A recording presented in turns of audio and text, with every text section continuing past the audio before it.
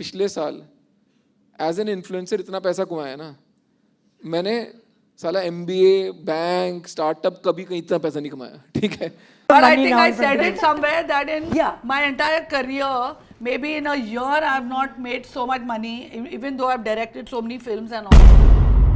ये तस्वीर है जम्मू की एक सोशल मीडिया इन्फ्लुएंसर सिमरन सिंह की, जिन्हें लोग आरजे सिमरन और जम्मू की धड़कन के नाम से जानते थे। इंस्टाग्राम पर लाखों फॉलोअर्स, हर रील पर मिलियंस में व्यूज, कभी कभी तो 20-25 मिलियन व्यूज। और इनकी सोशल मीडिया पोस्ट को देखकर शायद आप भी वही सोच रहे होंगे, अरे यार कितनी खुश और ब्यूटीफुल लग रही है, क्या लेविश लाइफस्टाइल है, काश मेरी लाइफ भी ऐसी होती। लेकिन अगर मैं आपसे कहूँ कि स्क्रीन पर दिखने वाली ये मुस्कुराहट अंदर चल रही कहानी को छुपा रही थी, क्योंकि तस्वीर में दिखने वाली ये लड़की आज इस दुनिया में नहीं है। दिसंबर 2024 में सिमरन की बॉडी गुरुग्राम के एक अपार्टमेंट में मिली और फैमिली के मुताबिक काफी टाइम से सिमरन ऑफसेट रह रही थी, शायद इस वजह से सुसाइड हुई। और सिमरन की कहानी कोई अकेली कहानी नहीं है, पिछले कुछ सालों में कई पॉपुलर इन्फ्लुएंसर्स ने सुसाइड कमिट किया है। निशा अग्रवाल, सायनी चक्रवर्ती, के रेशमा ऐसे अनगिनत एग्जाम्पल्स है जो आज इस दुनिया में नहीं है। यहाँ पर सवाल ये उठता है कि जो लड़की सोशल मीडिया पर इतनी खुश दिखती थी, वो अंदर किस जंग से लड़ रही थी। और यही से शुरू होती है सोशल मीडिया का सबसे डार्क रियलिटी। कैमरा के सामने जो जिंदगी दिखाई जाती है, कई बार कैमरा के पीछे उसकी सच्चाई बिल्कुल अलग होती है। बहुत सारे इन्फ्लुएंसर्स, क्रिएटर्स और इवन सेलिब्रिटीज ने ओपनली एडमिट किया है कि फेम के पीछे एक ऐसी दुनिया छुपी है जिसके बारे में ऑडियंस को बहुत कम पता होता है। What do you learn from fame? But I'm not really a fan of fame. I don't think it's... You don't enjoy it? No, I don't think it's useful at all. I think it's in fact quite a hindrance and it's quite annoying. करोड़ों followers, करोड़ों की earning, luxury cars, brand deals और लाखों लोगों का प्यार, लेकिन फिर भी anxiety, depression, burnout, fake lifestyle, controversies और एक ऐसी रेस जहां पर हर दिन रिलेवेंट रहना पड़ता है। आज हम सोशल मीडिया इन्फ्लुएंसर्स की उस रियलिटी को एक्सपोज करेंगे जो कैमरा कभी नहीं दिखाता, और वीडियो के एंड तक आपको पता चल जाएगा कि सोशल मीडिया में सच क्या है और झूठ क्या है। इसलिए वीडियो में बने रहिए।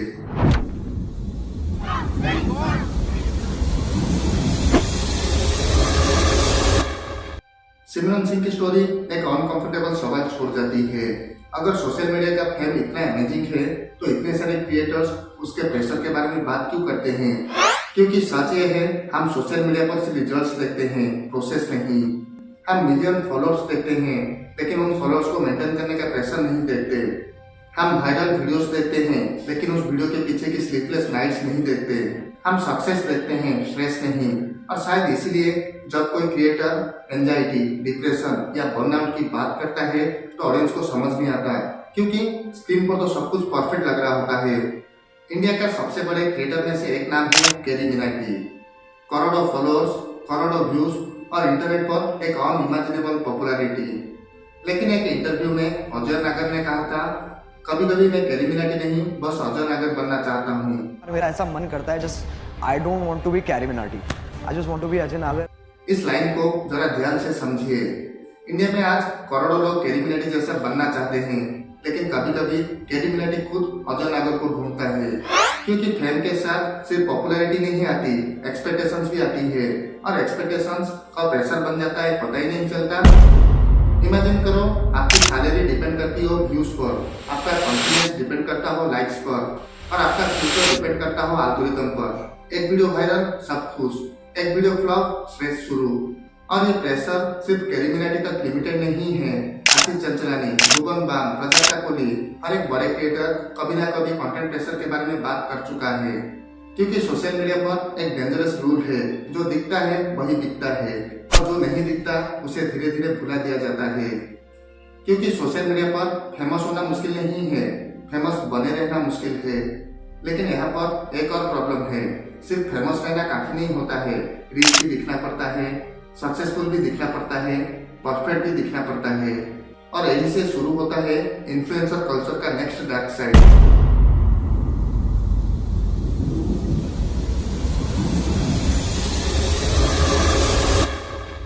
जब आप इंस्टाग्राम ओपन करते हो तो आपको क्या दिखता है? किसी इन्फ्लुएंसर की दुबई ट्रिप, किसी की लैम्बोर्गिनी डिलीवरी, किसी लग्जरी होटल स्टे, किसी का ड्रीम हाउस, तो किसी का परफेक्ट रिलेशनशिप। और ये सब देख के धीरे धीरे हमारा दिमाग हमें कन्विंस करने लगता है कि दुनिया में सब लोग खुश है, सिर्फ मैं ही स्ट्रगल कर रहा हूँ। लेकिन सोशल मीडिया का सबसे बड़ा सीक्रेट लग्जरी कार्स या फॉलोअर्स नहीं, बल्कि कैमरे के सामने और कैमरे के पीछे की जिंदगी है। एक पॉडकास्ट में इन्फ्लुएंसर पीयूष शर्मा ने कहा कि सब फेक है, यहाँ तक कि उन्होंने खुद को भी फेक बोला। तो कितने फेक है इंस्टाग्राम इन्फ्लुएंसर्स? सभी फेक है। मैंने बोला ना कि रील और रियल लाइफ को आप जज कर ही नहीं सकते हो।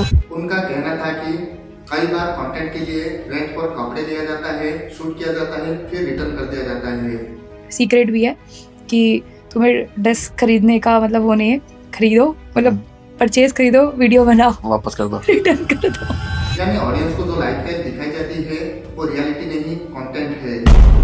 आए दिन आप अपने फेवरेट क्रिएटर को लग्जरी गाड़ी की डिलीवरी लेते हुए देखे होंगे। जैसे कि आप ये वीडियो देखो, कैसे ये बंदा इतनी महंगी लैम्बोर्गिनी की डिलीवरी ले रहा है और आप सोच रहे होंगे इस बंदे के पास कितना सारा पैसा होगा। अब आप इस गाड़ी के नंबर प्लेट को ध्यान से देखिए, अब इन सारे वीडियोस को भी देखिए।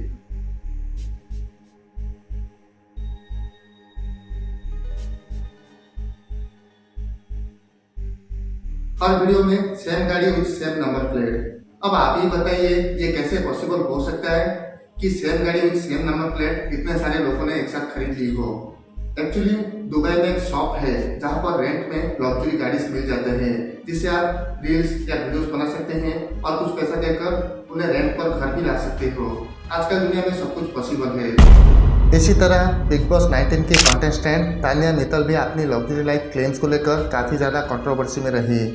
तानिया अपने घर के बारे में बताई कि उनका घर 7 स्टार होटल जैसा है, काफ़ी आलीशान है और उनके 150 से ज़्यादा बॉडीगार्ड से ऐसे कई सारे क्लेम्स किए। लेकिन रियलिटी यह है कि ग्वालियर सिटी की पटेल नगर में एक कनारा बैंक की ऑफिस है, उसकी 3rd फ्लोर में वो रहती थी। यानी पॉपुलैरिटी गेन करने के लिए आजकल क्रिएटर्स कुछ भी बोलते हैं, और ये सिर्फ इंडिया में ही नहीं। चाइना का एक ब्लॉगर है लिजा ली, जिनके 1 मिलियन प्लस फॉलोअर्स है और ये भी अपनी लग्जरी लाइफ क्लेम्स को लेकर काफ़ी ज़्यादा फेमस थी। लेकिन इनकी सच्चाई दुनिया के सामने तब आई जब इनकी लैंडलॉर्ड ने इनके साथ कांटेक्ट करने की कोशिश की और सामने से कोई भी रेस्पॉन्स नहीं मिला। तब वो डायरेक्ट लिजा की फ्लैट में जा पहुंची। उस फ्लैट में हर जगह गंदगी फैली थी, डॉग पोटी से लेकर हर जगह कचरा ही कचरा था। उस फ्लैट में इतनी गंदगी थी कि प्रोफेशनल स्वीपर्स तक उसे क्लीन करने से मना कर रहे थे। इसलिए दोस्तों, इस वीडियो के माध्यम से मैं यही बताने की कोशिश कर रहा हूँ कि कैमरे के सामने और कैमरे के पीछे की ज़िंदगी बिल्कुल डिफरेंट होती है। इसलिए आप किसी को भी सोशल मीडिया में देखकर खुद से कंपेयर मत कीजिए। आप जैसे भी हो, आपका सिचुएशन जैसी भी है, आप बिल्कुल परफेक्ट हो। प्रॉब्लम ये नहीं है कि कोई क्रिएटर सक्सेसफुल है, प्रॉब्लम यह है कि ऑडियंस कंटेंट और रियलिटी के डिफरेंस को भूल जाती है। हम सोशल मीडिया पर उनके लाइफ का एक छोटा सा ट्रेलर देखते हैं और उससे पूरी मूवी समझ बैठते हैं। अब आता है इन्फ्लुएंसर इंडस्ट्री का सबसे dangerous part, trust. It's not just about the numbers, it's about the connection. It's about the trust you place in everything. आपको लगता होगा ब्रांड्स इन्फ्लुएंसर्स को फॉलोअर्स के लिए पैसा देते हैं। नहीं, ब्रांड्स ट्रस्ट खरीदते हैं। सबसे पहले आप एलबीसी यादव की इस प्रमोशन वीडियो को देखिए। जब तुम्हारे भाई का खराब टाइम चल रहा था, मतलब लाइफ में बहुत ज़्यादा अप्स एंड डाउन्स चल रहे थे, तब मैंने श्री राम पेंडेंट ये ऑर्डर किया था। और सच बताऊं, इसको पहनने के बाद मुझे इतना ज़्यादा पॉजिटिव फील हुआ, मतलब इतनी स्ट्रेंथ फील हुई अंदर से। ऐसा लगता था कि हमेशा मेरे साथ कोई ना कोई खड़ा है। क्या आप सच में मानते हो एक लॉकेट पहनने से किसी की ज़िंदगी बदल सकती है? हो सकता है किसी की पर्सनल बिलीफ हो, मैं उसका रेस्पेक्ट करता हूँ। लेकिन एक बात तो तय है, ऐसे प्रमोशनल वीडियोस को देखने के बाद हज़ारों लोग इस उम्मीद के साथ उस प्रोडक्ट को खरीद लेते हैं कि एलबीसी यादव की तरह हमारी ज़िंदगी भी बदल जाएगी।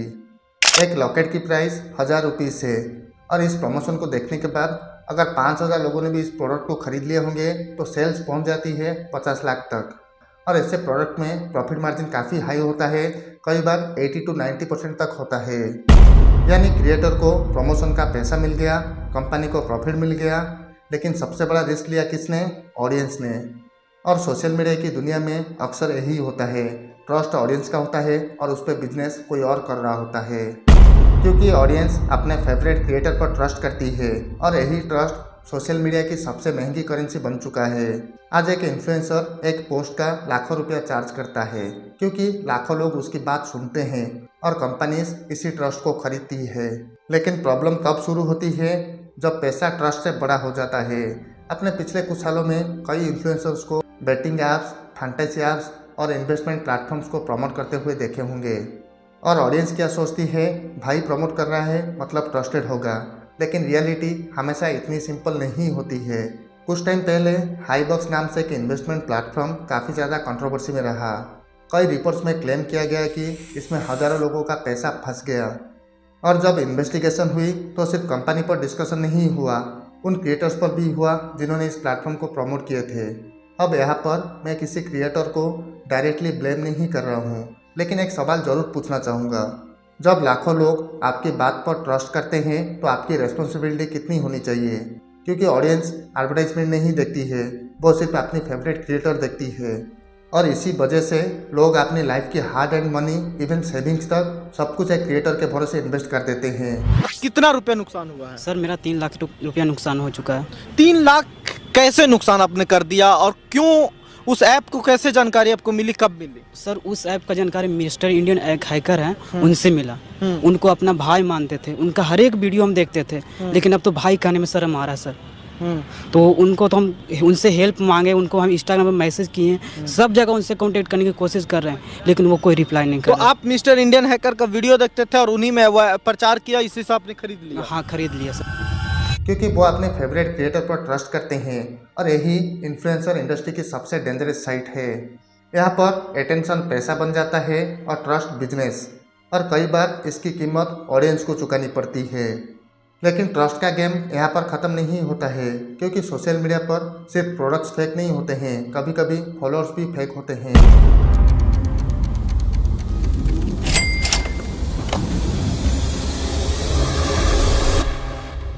अगर किसी अकाउंट पर मिलियन में फॉलोअर्स है तो हम मान लेते हैं कि वो सक्सेसफुल है और इसी साइकोलॉजी का फ़ायदा उठाया जाता है। एक रिपोर्ट के मुताबिक इंडिया में मिलियंस ऑफ फेक फॉलोअर्स मौजूद है और फेक एंगेजमेंट की एक पूरी इंडस्ट्री भी अवेलेबल है, जहां पर like, share, comment, even followers तक सब कुछ खरीदा जा सकता है। लेकिन आप सोच रहे होंगे कि बड़े क्रिएटर्स आखिर ऐसा क्यों करेंगे, तो इस रिपोर्ट को एक बार ध्यान से देखिए। दुनिया में सबसे ज़्यादा फेक फॉलोअर स्काइली जेनर की है, जो कार्डेशियन फैमिली से बिलोंग करती है और इनकी ऑलमोस्ट 40% फेक फॉलोअर्स है। दूसरे नंबर पर इनके ही फैमिली की केंडल जेनर का नाम है, इनके ऑलमोस्ट 37% फेक फॉलोअर्स है।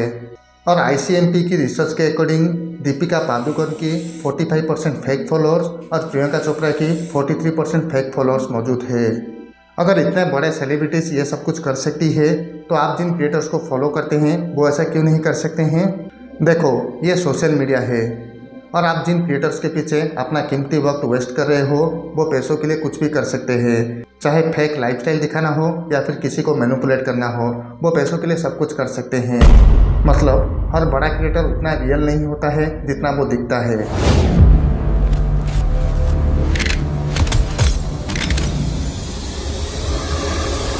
इंस्टाग्राम ओपन करो तो हर तरफ flawless skin, perfect jawline, perfect body, perfect nose, perfect face, और ये सब देख के धीरे धीरे हम खुद को उनसे कंपेयर करना शुरू कर देते हैं। लेकिन प्रॉब्लम यह है कि हम रियलिटी से कंपेयर नहीं कर रहे होते हैं, हम फिल्टर से कंपेयर कर रहे होते हैं, हम एडिटेड फ़ोटो से कंपेयर कर रहे होते हैं। आपको ऐसे कई सेलिब्रिटीज़ मिल जाएंगे जो पहले कुछ ऐसे दिखते थे और अपने बॉडी में चेंजेस करवाने के बाद अब कुछ ऐसे दिखते हैं। इवन जो फोटो वो सोशल मीडिया पर अपलोड करते हैं वो भी हेवीली एडिटेड होता है। जैसे कि कच्चा बादाम सॉन्ग से फेमस हुई अंजलि अरोरा अपनी फिल्टर्ड फोटो में कुछ ऐसी दिखती है और बिना फिल्टर वाली फोटो में कुछ ऐसी। सिर्फ अंजलि ही नहीं, निशा गुरगेन, संचिता बासु ऐसे दर्जनों एग्जाम्पल्स है।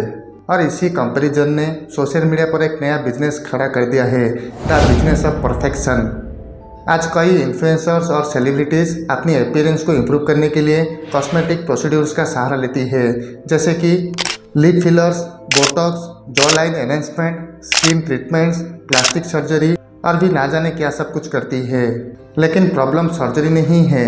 हर इंसान को अपने बॉडी के बारे में डिसीजन लेने का हक है, लेकिन प्रॉब्लम तब शुरू होती है जब फाइनल रिजल्ट ऑडियंस को नेचुरल परफेक्शन के नाम पर दिखाया जाता है और फिर लोगों को लगता है मेरा फेस इतना खराब क्यों है, मैं ऐसा क्यों नहीं दिखता।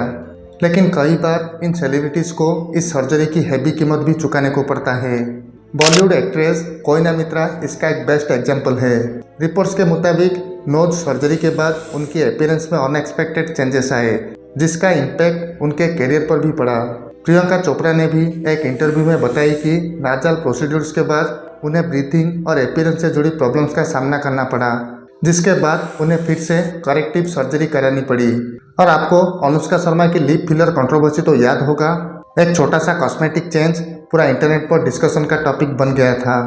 और यह प्रेशर सिर्फ इंडिया तक लिमिटेड नहीं है। ब्राज़ील का एक मॉडल जूनियर दत्रा का केस काफ़ी डिस्कशन में था। रिपोर्ट्स के मुताबिक कॉस्मेटिक प्रोसीड्यूर्स के बाद कॉम्प्लिकेशंस हुई और बाद में उनकी डेथ की खबर सामने आई। एक सोशल मीडिया परफेक्ट लुक के पीछे कितनी बड़ी प्राइस छुपी हो सकती है, ये केस हमें वही याद दिलाता है। और सिर्फ एक्ट्रेस या फीमेल इन्फ्लुएंसर ही नहीं, बल्कि मेल इन्फ्लुएंसर्स भी इस प्रेशर का शिकार होते हैं। Perfect body, six pack abs, extreme transformation, यानी व्यूज़ के लिए सब कुछ। और इसी प्रेशर का एक बेस्ट एग्जाम्पल है आशीष चंचलानी। पहले आशीष चंचलानी कुछ ऐसे दिखते थे, फिर ट्रांसफॉर्मेशन के बाद कुछ ऐसे दिखे, और इस लुक में भी उन्हें बहुत ज़्यादा ट्रोल का सामना करने को पड़ा था। और सबसे ज़्यादा गंदगी तो फिटनेस इंडस्ट्री में मची हुई है। तरुण गिल को तो आप सब जानते होंगे, जिन्होंने बॉडी डैमेज और स्टेरॉइड्स के बारे में ओपनली बात की है। स्टेरॉइड्स के साइड इफेक्ट्स गारंटीड हैं। ऑलवेज रिमेंबर कि अच्छी बॉडी तो आप स्टेरॉइड्स लेके बना लोगे, लेकिन अच्छी हेल्थ हमेशा के लिए खो दोगे। 2018 मिस्टर ओलंपिया विनर शॉन रोडन की मौत हार्ट अटैक की वजह से हुई। रिचा पियाने की ऑटोस्पाई रिपोर्ट में हार्ट और लिवर डैमेज की बात सामने आई।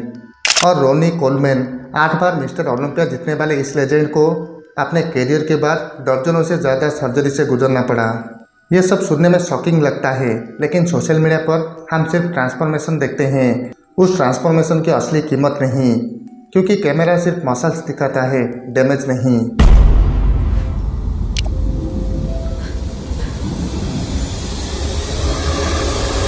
और अब हम वापस आते हैं सिमरन सिंह की स्टोरी पर। हर फोटो में स्माइल, हर रील में कॉन्फिडेंस, हर पोस्ट में एक परफेक्ट जिंदगी। लेकिन कैमरा के पीछे क्या चल रही थी वो दुनिया नहीं देख पाई, क्योंकि सोशल मीडिया का सबसे डार्क साइड फेक फॉलोअर्स या फेक लग्जरी नहीं, बल्कि मेंटल हेल्थ है। क्योंकि फेमस होने के बाद इन्फ्लुएंसर्स एक रेस में फंस जाते हैं। हर वीडियो पिछली वीडियो से बेटर होनी चाहिए, हर रील पिछली रील से ज़्यादा वायरल होनी चाहिए, हर मंथ फॉलोअर्स बढ़ने चाहिए, हर साल इनकम बढ़नी चाहिए, और अगर ग्रोथ रुक गई तो एंजाइटी, डिप्रेशन शुरू। क्योंकि हर क्रिएटर के पीछे एक इंसान होता है जो कमेंट्स पढ़ता है, कंपैरिजन करता है, जजमेंट फील करता है, और कभी कभी प्रेशर में टूट भी जाता है। आप निशा अग्रवाल जैसे केसेस देख लो, या फिर उन क्रिएटर्स को देख लो जिन्होंने एंजाइटी, डिप्रेशन के बारे में ओपनली बात की हो। स्क्रीन पर स्माइल दिखाना आसान है, लेकिन अंदर की लड़ाई दिखाना बहुत ही ज़्यादा मुश्किल है। और शायद इसीलिए सोशल मीडिया पर सबसे ज़्यादा छुपी हुई चीज़ हैप्पीनेस है, पेन नहीं। अगर आपने पूरी वीडियो देखी है तो शायद आपको लग रहा होगा कि मैं इन्फ्लुएंसर्स के खिलाफ हूँ। बिल्कुल नहीं, हर इन्फ्लुएंसर फेक नहीं होता है। कई क्रिएटर जेन्युइनली वैल्यू क्रिएट करते हैं, नॉलेज देते हैं, एंटरटेन करते हैं, इंस्पिरेशन देते हैं। लेकिन एक बात कभी मत भूलना, सोशल मीडिया एक बिजनेस है, और हर बिजनेस किसी न किसी प्रोडक्ट पर चलता है। आपको लगता होगा प्रोडक्ट इन्फ्लुएंसर है, लेकिन सच कुछ और है। प्रोडक्ट इन्फ्लुएंसर नहीं है, प्रोडक्ट है आपका अटेंशन, आपका टाइम और आपका ट्रस्ट। और जिस दिन आप इस बात को समझ गए, उस दिन सोशल मीडिया आपको कंट्रोल नहीं करेगा, आप सोशल मीडिया को कंट्रोल करोगे। जल्दी मिलता हूँ गाइस अगले किसी इंटरेस्टिंग टॉपिक पर। अगर आपको वीडियो पसंद आया तो आप हाई बटन को प्रेस कर दीजिएगा। Take care guys, bye bye.